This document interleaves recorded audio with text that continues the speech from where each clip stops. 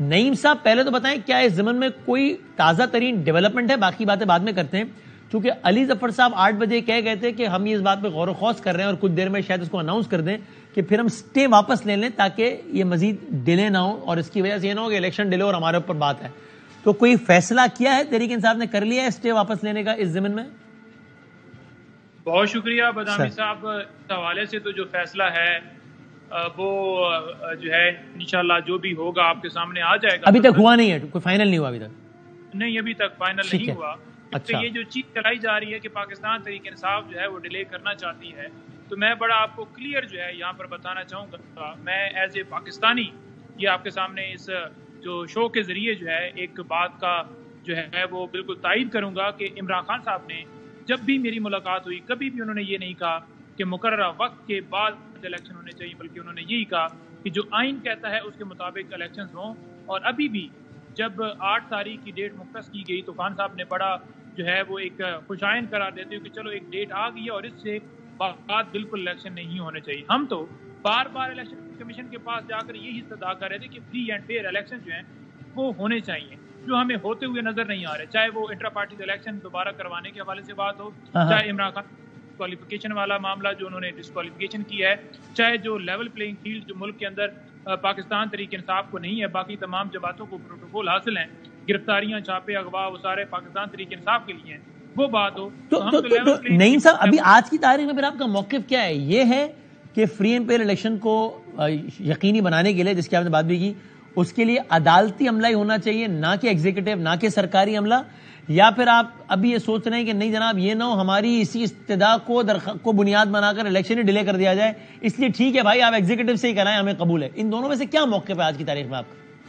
دیکھیں موقف بڑا کلیئر ہے. وہ کیا ہے؟ 300 قریب جو ہے وہ لاہور جو ڈپٹی کمشنر ہیں انہوں نے ایم پی یوز کے تحت لوگوں کو جو ہے وہ ان کے خلاف ایم پی یوز جاری کیے گئے، آرڈر جاری کیے گئے جس میں ان کو ڈیٹین کیا گیا. تو آپ کے سامنے واضح موقف ہے کہ نگران سیٹ اپ جس طرح سے پاکستان تحریک انصاف سے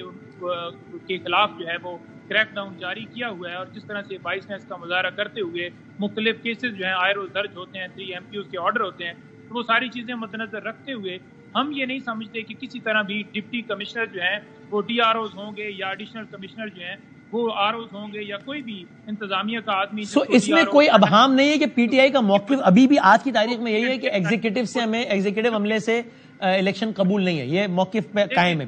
اور سر یہ بات بھی آپ کے پروگرام کے توسط سے بڑی واضح کلیئر کرنا ضروری یہ ہے کہ جو ہے عدلیہ نے کسی طرح بھی انکار نہیں کیا کہ انہوں نے کہا ہو کہ ڈی آر اوز ہمارے نہ ہوں. جب الیکشن کمیشن نے یہ جب پوچھا تھا تو جو ہے جوڈیشری نے یہ کہا تھا کہ جب بھی ہم سے رجوع کیا جائے گا تو ہم بالکل اس کے اوپر آپ کو اپنا جو ہے جو بھی کارروائی ہم کر سکے ہم آرڈر کر سکے ہم کریں. انہوں نے انکار نہیں کیا تھا اور یہ بات ایک غلط پھیلائی گئی کہ جوڈیشری نے انکار کر دیا ہے اور ڈی آر او جو ہیں وہ انتظامیہ سے ہوں گے. اور یہ میں نے ٹھیک کہا نا نعیم صاحب کہ آپ کا مطالبہ یہی ہے کہ عدالتی عملے سے ہی انتخابات کروایا، پی ٹی آئی کا مطالبہ یہی ہے، اس مطالبے سے پیچھے نہیں ہٹی ہے پی ٹی آئی.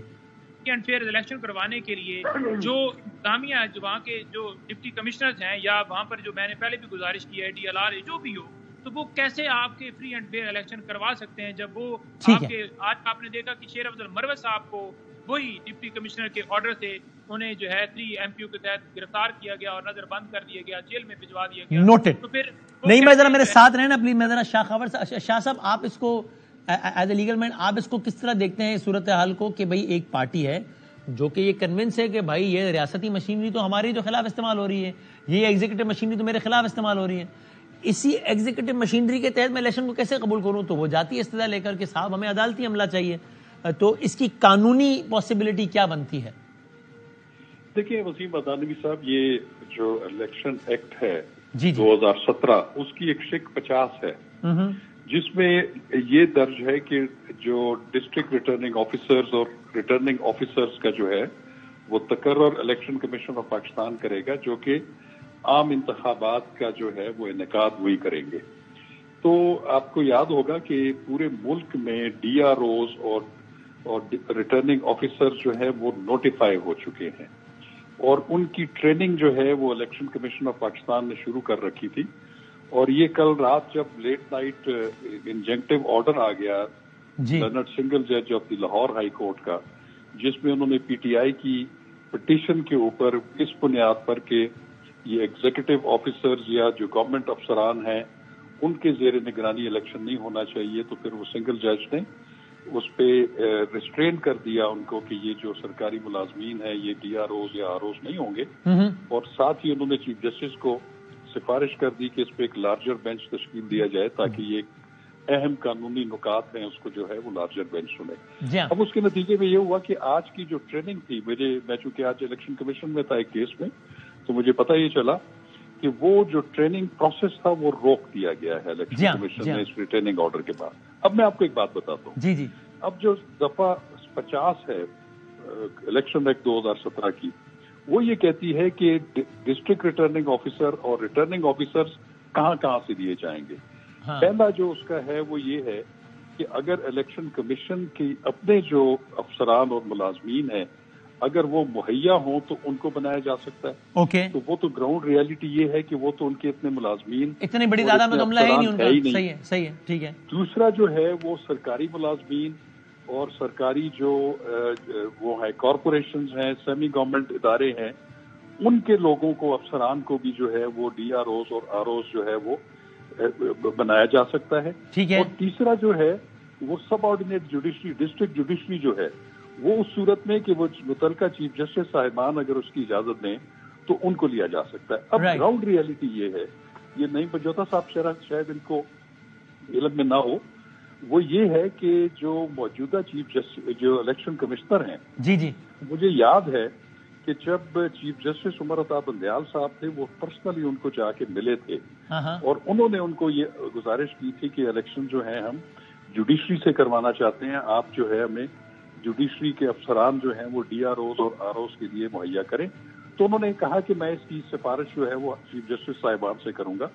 پھر اس کے بعد یہ بھی ریکارڈ پہ ہے کہ الیکشن کمیشن نے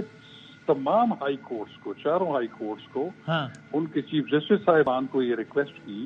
اور وہ ریکویسٹ ٹرن ڈاؤن ہو گئی، انہوں نے انیبلٹی۔ آپ کہہ رہے ہیں فیکچولی یہ بات غلط ہے یہ کہنا کہ عدالت نے اپنی ولنگنس شو کی، عدالت نے منع نہیں کیا؟ آپ کہہ رہے ہیں آن ریکارڈ ہے کہ عدالت کہہ چکی ہے کہ ہم اس سے قاصر ہیں باوجود جو بھی ریکارڈ پہ ہے، ریکارڈ پر ہے۔ الیکشن کمیشن نے باقاعدہ ریکویسٹ بھیجی ہیں اور بلکہ ان کی شاید ملاقات chief justice Lahore high court سے بھی ہوئی تھی، نے جو ہے وہ